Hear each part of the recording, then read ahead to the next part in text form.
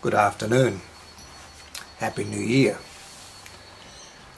Unconditional Love 15. The Secrets of the Cathars. There are many books, many books written about the Cathars, with a number of things in common.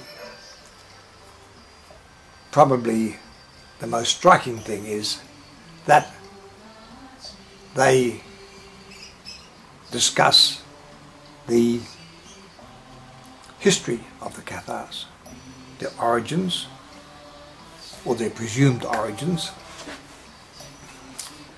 and what happened to them during the course of their 200 years basically in medieval Europe. But there's, well, I don't know of any that actually discuss in depth the Cathar beliefs, the Cathar secret beliefs, as surmised by many people. But it's not that their beliefs were secret. Although Gnosticism talks about secret knowledge of the heart, but I think secret is the wrong word. It's secret because of the fact that not a lot of people are aware of what's going on, but it's not so much secret knowledge as sacred knowledge.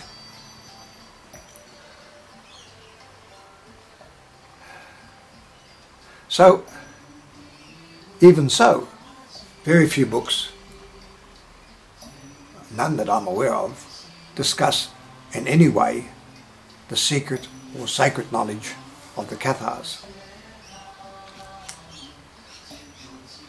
One thing that is mentioned is the fact that the Cathars were well aware of the incompatibility of love and power.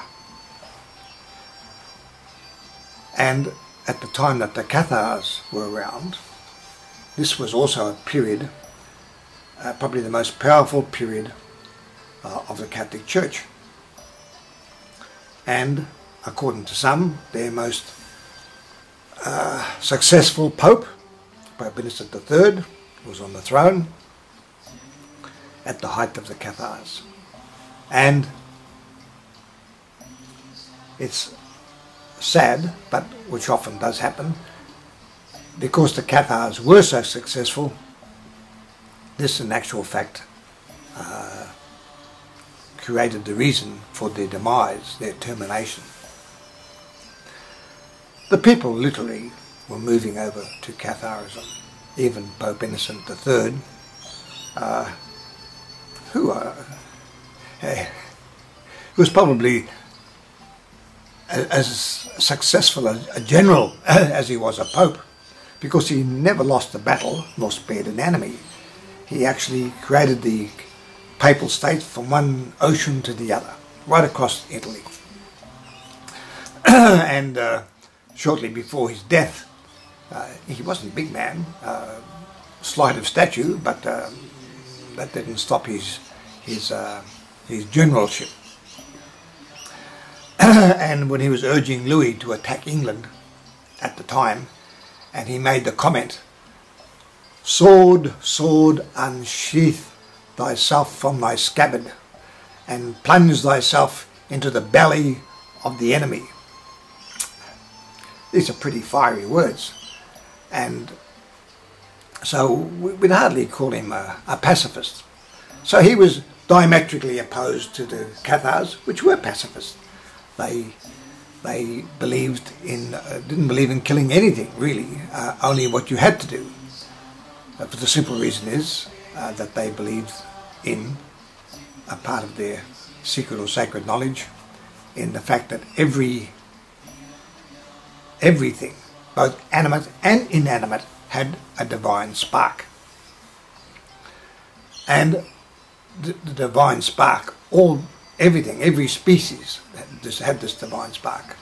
And the divine spark, at its core, wants to return to the source. Because everything, both animate and inanimate, had this divine spark.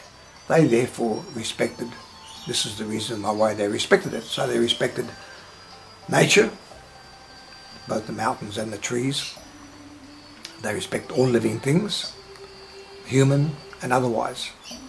So in effect, because of this reason, they were the first true nature lovers, the first environmentalists. They also were well aware of animal rights. And because at that time animals were just there for, according to the European tradition or the church tradition, animals were there purely for man's use. Whereas the Cathars said, no, animals are there.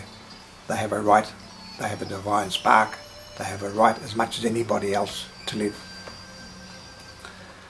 So, this was one aspect. The other aspect is the fact that there was a Gnostic religion. And again, Gnosticism, rather than a personal God, believes in a source of everything, an absolute entity of which we really beyond our human comprehension. But everybody and everything again has this divine spark. This is our innermost core. Now, according to Gnostic beliefs and Cathar beliefs, a light or a divinity, call it what you like, came away, broke away, again, it's up to yourself, from the source. And this entity, this divinity, this light, this artificer created the universe, or the world, or the worlds as we know it today. And this is from this artificer we actually get our soul.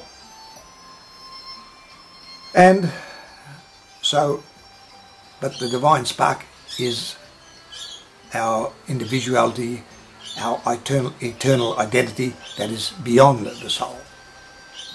And this is what goes on for reincarnation after reincarnation, and which will ultimately, this is for everybody, everything will be reunited with the source. Herein is another aspect. Because the Cathars believed in reincarnation, this is another secret knowledge or sacred knowledge. And this reincarnation took away the power from the church. Because the church says you have one life, be it an abject, miserable life or a wonderful life, you still only have one life. And if you're good, you'll go to heaven. If you're bad, you'll go to hell. But the Cathars, Gnostics with their reincarnation, they believe we have many lives and we have a chance at rich, at poor, at black, at white, at being gay, at being straight. You're going to experience all variety of lives over the cycle of lifetimes that you'll go through. And in this respect, it's a fair system. And it does give us time to perfect ourselves rather than this one lifetime to perfect ourselves. So, this was another aspect of Gnosticism. The other one was that they believed that, again, that all natural urges or natural feelings were indeed natural. Eating, drinking, sex, all these things were natural and of themselves nothing wrong with them unless we carry them to excess, to an unnatural degree.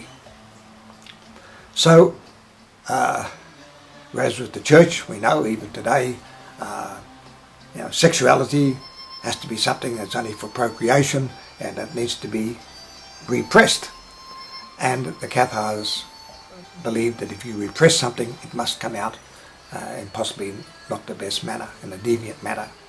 So the Cathars, what they wished of their people was that they would marry, have children, have a normal family, and then, once they have done that, they've gone through all the aspects of living, natural aspects of living.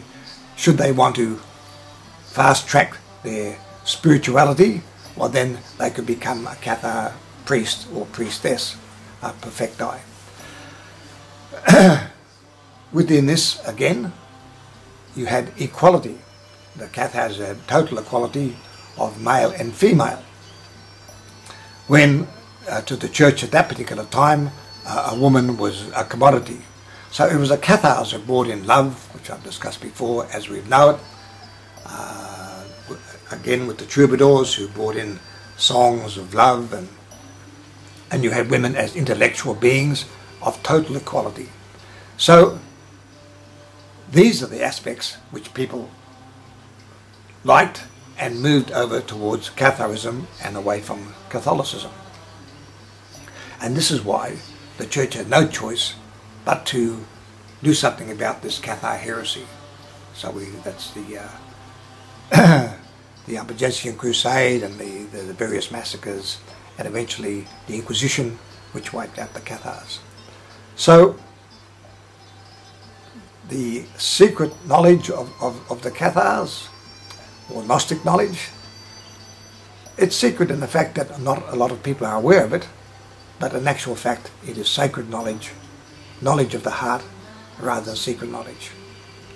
On that, I will conclude for today and talk to you again at another date. Bye for now.